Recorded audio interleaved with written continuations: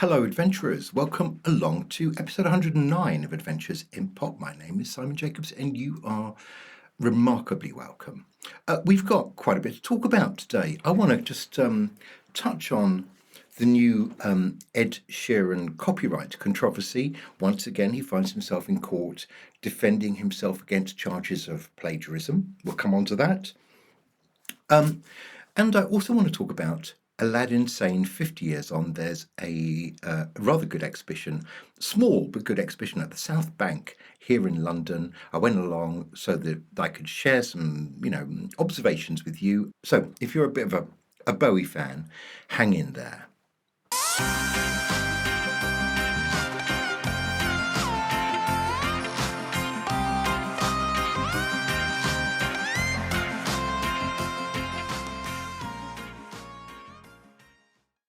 Should we start with Ed Sheeran? I think we should.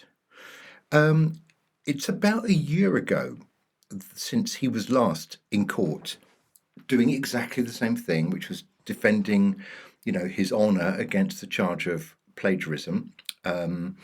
This time, and actually, if you go back to my episode 58, I'm doing that as if I remember it. I just had to look it up. But back in episode 58, I talked a fair bit about the whole issue of plagiarism and copyright, and it is complicated. These things are not absolutely kind of black and white.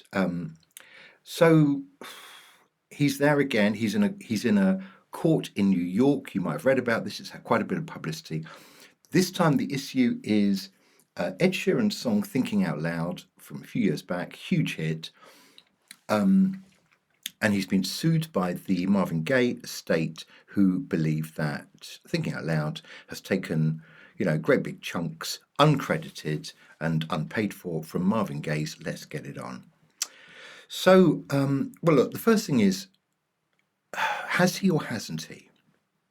Now, interestingly, I don't know if you have ever watched videos on YouTube from Rick Beato from the States, but he's well worth watching, and he's very interesting, and he's very good on being able to dissect and analyze the musical construct of a song. That's one of the things he's really, really good at, and very good at kind of explaining it to people. So I'm not, I don't know him. I'm not being sponsored by him, but he is well worth a look. And he does actually talk about this in one of his most recent videos. So that's Rick Beato, if you want to check him out. So he's done some analysis of these two songs side by side, Thinking Out Loud and Let's Get It On. And his view, and I think it's an entirely appropriate view, because I think in a way it's sort of obvious. I'm sorry, Ed, it's kind of obvious. But basically, the verse, there are no lyrics that Ed has stolen. There's no actual melody that Ed has stolen. I think that's kind of factual.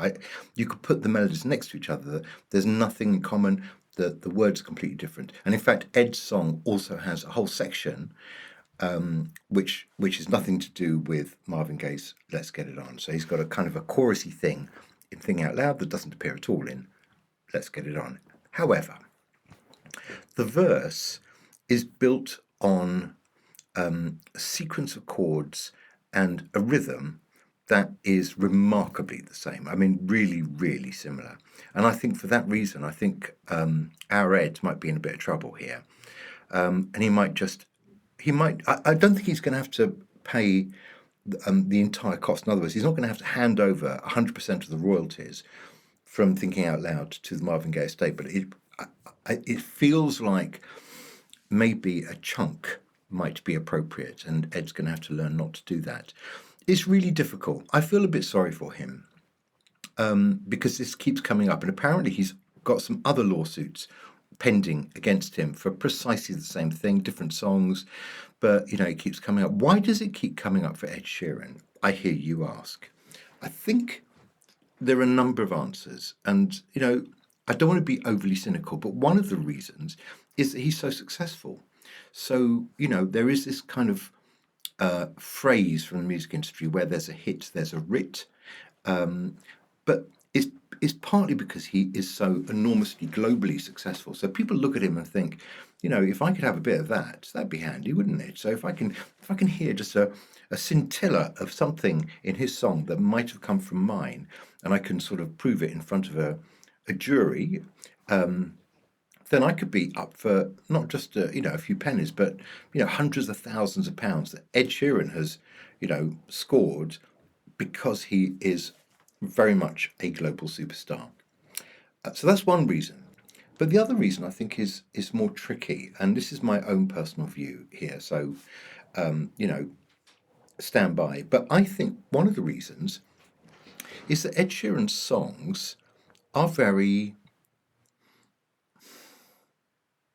universal. I'm trying to find the right words here. I don't want to insult the man. I mean, I think what he does what he does really, really well, and I think he appears to be a nice guy. I've got nothing against him at all. It's not my kind of thing. I'm not very interested in his music, but part of the problem is that he's writing tunes that.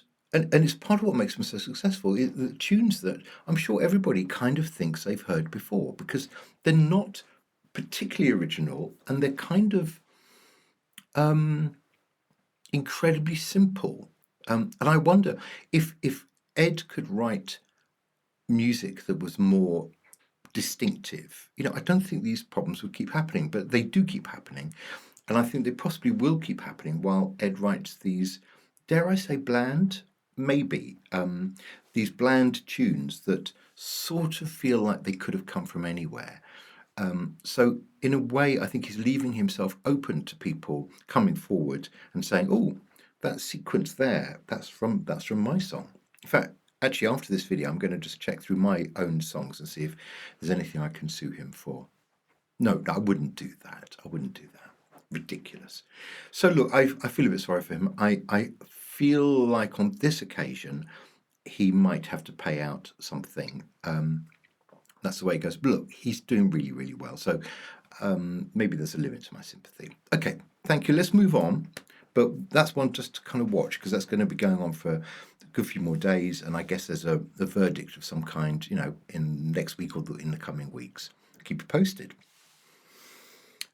Actually, there's an interesting link from this subject into David Bowie's Alladin Sane. Alladin Sane, as you would well know, from 50 years back, Alladin Sane features the track of a big hit single for Bowie, the Gene Genie. The Gene Genie, which has got that fantastic riff, kind of glam rock riff. Dun, dun, dun, dun, dun, dun, dun. You know that one.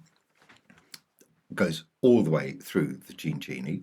Well, I don't know if you remember, but back in 1974, which was only shortly after Alladin Sane had been released, Sweet had a rather large hit, in fact their biggest hit, 6 weeks at #1 with Blockbuster. And what does the riff go like in Blockbuster?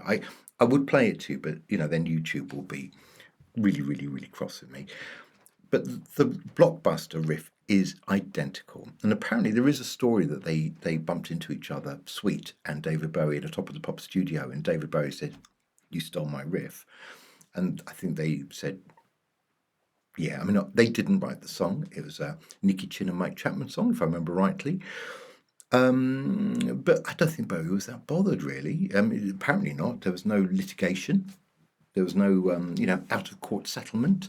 But those riffs are absolutely the same. I went the other day down to the South Bank here in London to catch it's a small exhibition in the Royal Festival Hall to celebrate 50 years of Alladin Sane. And they've got a few items in there which are really interesting. So as I say, it's not big. It wouldn't take you long to get round it for those of you who are kind of near enough to London to go and take a look. And a lot of it is looking at the kind of imagery, the iconography of the way that David Bowie was photographed, and of course, ending up with the really legendary lightning strike across his forehead and down his face, which is such a strong and memorable image, legendary, from a really good album. So So the exhibition is celebrating Alladin Sane, and you remember on Alladin Sane there were a couple of big hits. One was the Gene Gene, that was the big standout hit. Driving Saturday was a hit, and it's got a bunch of other songs that are apparently okay. So this is quite important. According to Bowie, he saw Alladin Sane as almost a kind of morphing of his previous Ziggy Stardust character. So almost like it's the same person, but it's just moved on a bit, and it's got a very strong American influence. So Alladin Sane is a lot about Bowie's kind of reflections of being in the States and New York particularly, which comes up in a number of those songs. So quite interesting that it's largely the same type of character, the same Ziggy Stardust, but now in a different guise. And one of the really interesting photographs they've got there, and I've taken a photo of it, and I'll pop it up here, which is the album cover of Alladin Sane, which when it came out had Bowie with his eyes closed, like that, big stripe. And what you see there are a whole bunch of images that were kind of obviously taken at the same time, and they were all being lined up to work out which was the one that was the strongest, which was the one that was going to be the album cover. And it's very interesting to see the alternatives that got rejected, particularly David Bowie with his eyes open, and which we can see. And with his crazy eyes, because obviously he had two different color eyes, and with the light shining on him in a certain way, that comes across very clearly. And the other thing that won't be a surprise to any Bowie fan is just how many photographs and images of him there are of him being extraordinarily androgynous, really playing on that kind of neither man nor woman type pose that Bowie was incredibly fond of at the time. So much so that the next album was Diamond Dogs, where he was neither man nor woman. So it's a small exhibition. It puts Alladin Sane in context with the music of 1973.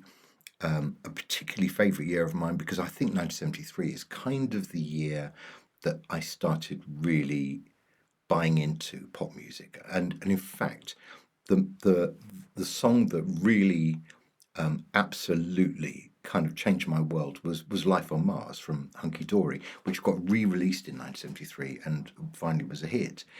So I certainly knew about David Bowie, and in fact, my friend Gary had the David Bowie album Alladin Sane. I don't think I had it, and I was just transfixed. I mean, I just thought it was wild and dangerous, and therefore really exciting. And I think it still sounds, remarkably fresh today. And this was, it was around that time that David Bowie also wrote All the Young Dudes for Mott the Hoople. So he was busy. And working with Lou Reed on Transformer. So as well as churning out these albums, every 9-10 months, he was also working with a bunch of other collaborations and producing these extraordinary records that have really stood the test of time incredibly well.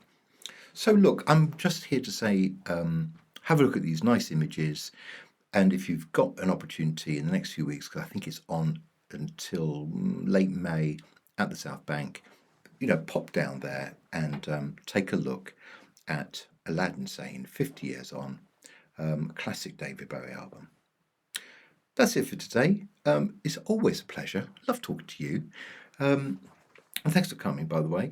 And I did mention last week that there's Gold Hawk Fox's single out this week. I was wrong. It's next week. So hang in there. That will be out next week. I'll be back to preview that and share a video, no doubt, and bring you up to date with news of, I guess, we're just approaching...